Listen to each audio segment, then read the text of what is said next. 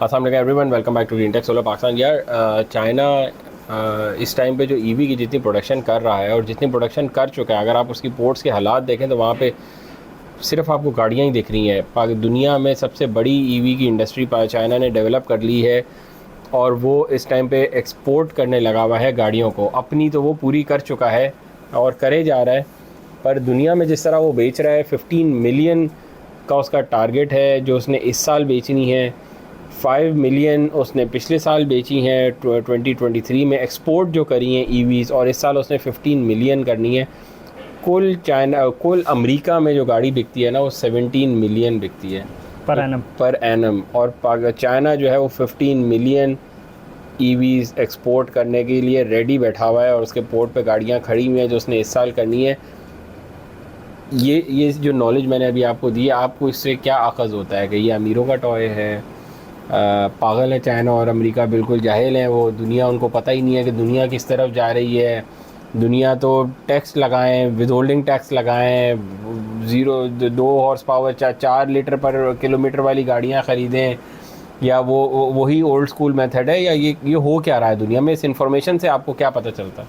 Technological shift आ रहा है और उस शिफ्ट में यही है कि non renewable based energy sources, जिसका मतलब है कि तेल, petrol, diesel, furnace oil, crude oil, ये जो आइटम्स हैं इससे दुनिया हट के शिफ्ट कर रही है व्हीकल्स में, गाड़ियों में, और इलेक्ट्रिक की तरफ जा रही है।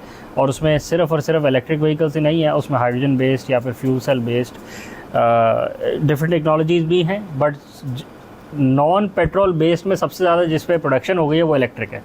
बाकी जो सारी हैं वो या प्रोटोटाइप बेस्ड में खड़ी हुई हैं या फिर वो जो हाइड्रोजन पावर्ड गाड़ियां हैं वो, जैसे आप देखें, वो ज़्यादा रोल आउट ही नहीं हो सकती क्योंकि उसके लिए जो इंफ्रास्ट्रक्चर चाहिए था वो ज़रा कॉम्प्लिकेटेड था, वो लगाया ही नहीं किसी ने। तो सबसे ज़्यादा पेट्रोल या डीज़ल से हट के जो गाड़ियाँ, टेक्नोलॉजी जिसकी एडवांस भी हो गई और गाड़ियाँ बन भी गई और गाड़ियाँ अडॉप्ट भी हो गई, वो इलेक्ट्रिक है।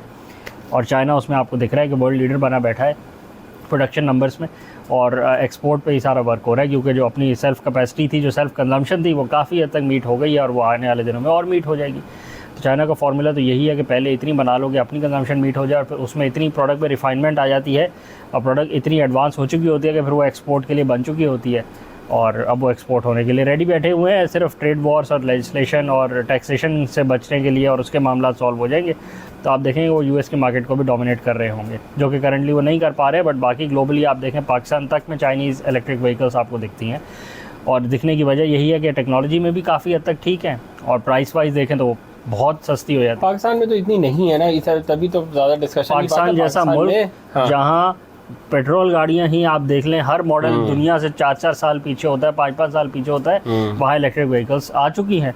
ठीक है, अडॉप्शन नहीं है। कितनी आई हैं? 4-5 आई होंगी अगर आप उस तरह भी देख लें तो। अब जो इन्फ्लुएंसर्स हैं वो भी उल्टा चलाते हैं कि यार ये तो अमीरों के टॉयज हैं, ये तो नहीं है ना, असल में लेने वाली चीज़ नहीं है अभी। अच्छा, उसकी वजह यह है कि पाकिस्तान जो इंटेलेक्चुअल कैपेसिटी है वो यहाँ हमेशा बाकी दुनिया से 8-10 साल पीछे चल रही होती है। उसमें किसी एक पर्सन का इशू नहीं है। पाकिस्तान में जनरली यही ट्रेंड होता है कि 8-10 साल जब बाकी दुनिया से पीछे चल रहे होते हैं क्योंकि अपनी इन्फॉर्मेशन नहीं होती, अपनी रिसर्च नहीं होती, तो फिर देखा देखी चल रहे होते हैं। और देखा देखी 8-10 साल पीछे वाले को देख के अडॉप्ट करने का माइंड में बिठाया होता है कि उसने जो लैम्बोर्गिनी का ये वाला मॉडल लिया था ना, तो पाकिस्तान में ये वाला आना चाहिए।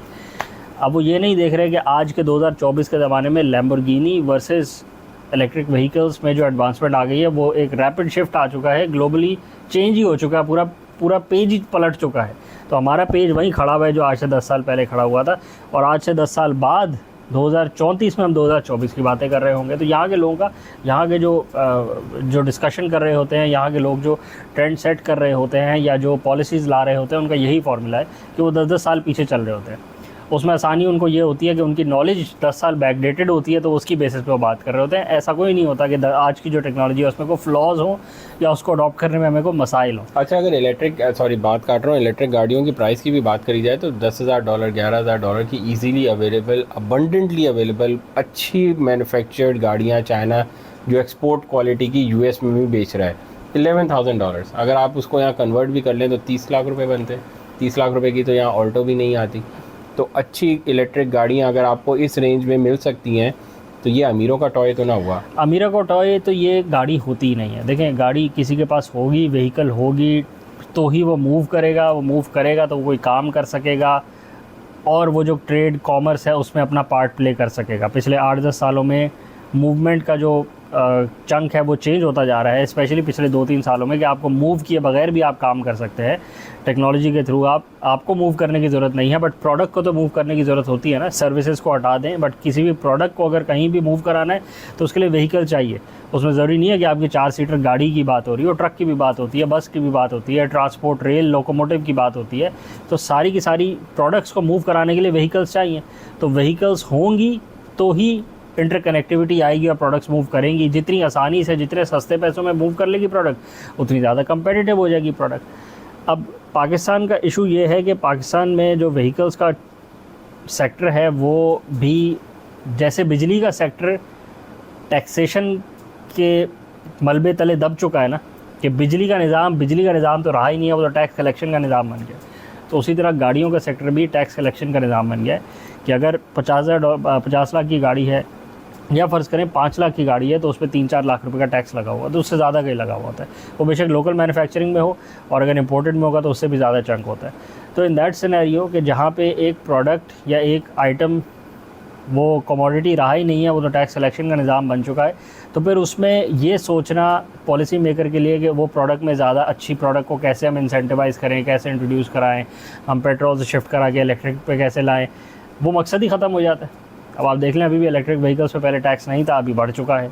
हाइब्रिड पे कम था, हाइब्रिड पे बढ़ा दिया है। जबकि अगर आप कंपेयर करें इनको पेट्रोल बेस्ड गाड़ियों से तो इनका ज़्यादा फ़ायदा है, कंज्यूमर को भी फ़ायदा है, उसको फ्यूल कम लगेगा, कम फ्यूल में वो ज़्यादा गाड़ी चला लेगा, इंपोर्ट बिल पे फ़र्क आएगा, एनवायरमेंटल इम्पैक्ट कम आएगा, कार्बन डाइऑक्साइड एमिशंस कम होंगी, ग्लोबल वार्मिंग आपके जो रीजन में जो आपको अफेक्ट करती है कम होंगी, सर्दियों में जो स्मॉग आ जाती है उस पर को खातिर खा फ़र्क पड़ सकता है उससे। बट जो पॉलिसी बनी है वो ये बनी है कि टैक्सेस को बढ़ाना है। तो जब पॉलिसी में ये हो कि टैक्स को अफेक्ट करना है और अच्छी चीज़ और बुरी चीज़ का फ़र्क ख़त्म हो जाता है, तो फिर ये हालात होते हैं जो हमारे हुए हैं। उसमें पाकिस्तान में जो अच्छी चीज़ नहीं आई वो इसीलिए नहीं आई कि पाकिस्तान की जो पॉलिसी है वो प्रोडक्ट सेंट्रिक नहीं है, वो टेक्नोलॉजी सेंट्रिक नहीं है। वो इसलिए नहीं है कि पाकिस्तान के बेहतर मफाद में क्या है, वो इसलिए होती है कि पाकिस्तान में टैक्स कलेक्शन को कैसे बढ़ाया जाए। तो उस टारगेट को अचीव करने के लिए बिल्कुल ठीक पॉलिसी बना लेते हैं, टैक्स बढ़ाना है, इस पर टैक्स लगा दो, टैक्स तो बढ़ जाता है। बट गाड़ियों का सेक्टर या फिर व्हीकल्स का सेक्टर मार खा जाता है कि अब वो चीज़ और एक्सपेंसिव हो गई तो वो अफोर्डेबल ही ना रही, तो अफोर्डेबल नहीं रही तो प्रोडक्टिविटी और कम हो गई। Coming back to technological shift, अब ये जो शिफ्ट आप देख रहे हैं जो चाइना और अमेरिका की तरफ ग्लोबल शिफ्ट जो आप देख रहे हैं, बाइडन ने अगर टैक्स भी लगाया है इनकी गाड़ियों के ऊपर तो तब भी वहाँ के एनालिस्ट यही कह रहे हैं कि ये ज़्यादा चल नहीं पाएगा, क्योंकि जितनी सस्ती और जितनी अच्छी क्वालिटी की चाइना प्रोड्यूस कर रहा है हम लोग वो नहीं कर पाएंगे। अगर तो टैक्स लगाने से क्या फ़ायदा, वो तब भी बिक जाएगी उसकी गाड़ी यूएस के अंदर ही। अब वो कंपैरिजन आप कर रहे हैं US electric versus Chinese electric का, तो आप बड़ों को ही देख सकते हैं ना। आपने अपने से नीचों को अब क्या देख, अगर अपने से अफगानिस्तान को देखना है आपने और नीचों को देखना है, सोमालिया को देखना है, तो फिर तो सलूट है ना पहले तो आप पे खड़े हो गए कि आप उनको देख रहे हैं कि चल हम बचे हुए तो है ना, हमारे ऊपर कब्जा तो नहीं हो गया। तो अपने से बंदा ऊपर ही देख सकता है कि यार वो क्या कर रहा है ताकि मैं अभी से वो कर लूँ। अगर वो लोग इलेक्ट्रिक की तरफ शिफ्ट कर रहे हैं और सऊदीया का भी वो एग्रीमेंट अब ख़त्म होने वाला है, जो उसका पेट्रो का ऑयल वाला हो ही गया वो यूएसडी का, तो अमेरिका भी तो बेवकूफ़ नहीं है ना, वो भी तो देख रहा है ना अगर डॉलर ऊपर नीचे फ्लक्चुएट होगा तो हम भी रिन्यूएबल्स की तरफ जाएंगे और ये साथ साथ अपनी जो यूटिलिटीज़ हैं उसको भी रिवैम्प कर रहे हैं। एक तो इलेक्ट्रिक गाड़ियों की तरफ जा रहे हैं और साथ में जो उनकी यूटिलिटीज़ हैं उसको रिवैम्प कर रहे हैं ताकि वो रिन्यूएबल को अडॉप्ट कर सके, रिन्यूएबल को मर्ज कर सके, ताकि ये मिक्स है। ऐसा नहीं है कि आपने सिर्फ सोलर लगवाना था, ऐसा नहीं है कि आपने सिर्फ बैटरी लगानी थी, ऐसा नहीं है कि सिर्फ आपने इलेक्ट्रिक गाड़ी ख़रीद लेनी थी, और ऐसा नहीं है कि आपने इलेक्ट्रिक गाड़ी ख़रीदने से पहले ही शोर शराबा कर देना था कि मुझे तो बड़ी रेंज एंजाइटी हो गई है, मैं तो मर जाऊंगा अगर मैंने इलेक्ट्रिक गाड़ी ले ली तो।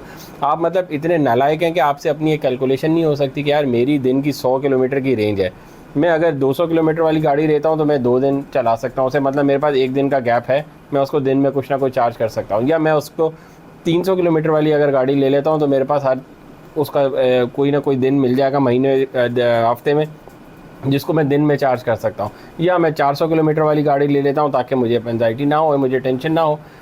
फ़ोन क्या रोज़ चार्ज नहीं करते आप, गाड़ियाँ आप चार्ज करते हुए आप बोलते हैं मुझे एंजाइटी हो जाएगी, मुझे तो पता नहीं क्या हो, वोमिटिंग शुरू हो जाएगी कि मेरी जो है वो रेंज कम होना शुरू हो गई है।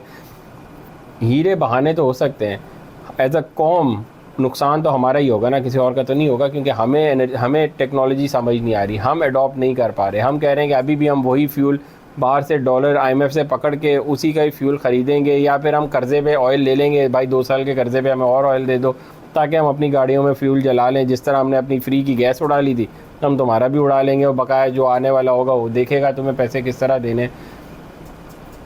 पर नई टेक्नोलॉजी को समझना नहीं है, उस पर डिस्कशन नहीं करनी, उस पर बात ही नहीं करनी, उस पर हमें जाते हुए पता नहीं क्यों खौफ और डर आना शुरू हो जाता है कि पता नहीं ऐसा क्या हो जाएगा जो हम पीछे रह जाएंगे कहीं। एज अ माइंडसेट, मेरा ख्याल है एज ए नेशन माइंडसेट हमें चेंज करने की ज़रूरत है कि हम नई टेक्नोलॉजी को अडॉप्ट करें और उस पर खुद देखें कि लोग किस तरह उसको ट्रीट कर रहे हैं, और हम उनसे पहले ट्रीट कर सकते हैं, हम उनसे पहले अडॉप्ट कर सकते हैं। कोई ऐसे मसले की बात नहीं है इतनी। बिल्कुल। अच्छा, वीडियो अगर आप करें, चैनल को लाइक करें, सब्सक्राइब करें, ज़्यादा शेयर करें, कमेंट्स में बताएं आपके एरियाज़ में क्या अडॉप्शन आ रही है। इलेक्ट्रिक ट्रैक्टर्स आ गए हैं आपके यहाँ, इलेक्ट्रिक ट्यूबवेल्स आ गए हैं, इलेक्ट्रिक ट्यूबवेल्स पहले ही होते हैं।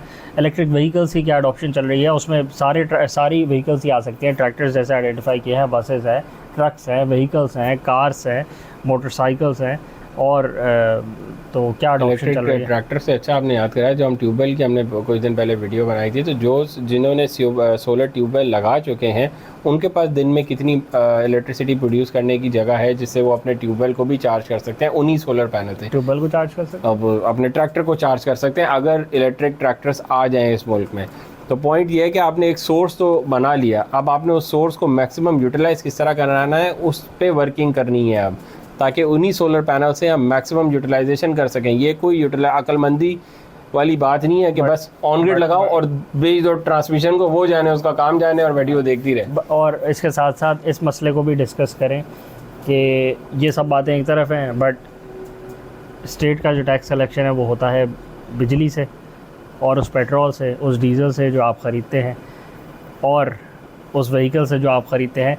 तो फिर उन रेवेन्यूज़ को स्टेट को क्या करना पड़ेगा। बहुत आसान सा हल है, बट आप भी डिस्कस करें कि वो जो डेफिसिट आएगा, वो जो रेवेन्यूज़ कलेक्शन में फ़र्क आएगा, क्योंकि आप फिर कंज्यूमर कम बन जाएंगे, कंजम्पशन कम करेंगे। जैसे आप बिजली की कंजम्पशन कम कर रहे थे तो थरथल्ली तो मच गई ना कि भाई हम तो बिजली बना रहे हैं, हमारी बिजली कोई ख़रीद नहीं रहा। एक तो बिजली नहीं ख़रीद रहा, दूसरा उस पर जो टैक्स हम कलेक्ट करते थे वो भी कोई नहीं दे रहा क्योंकि वो बिजली कंज्यूम कम कर रहा है। तो फिर इधर कितना फ़र्क आएगा और फिर इधर क्या हालात बनेंगे, मेंशन करें, मेंशन करें इसको, हम भी आने वाली वीडियोज़ में डिस्कस करेंगे।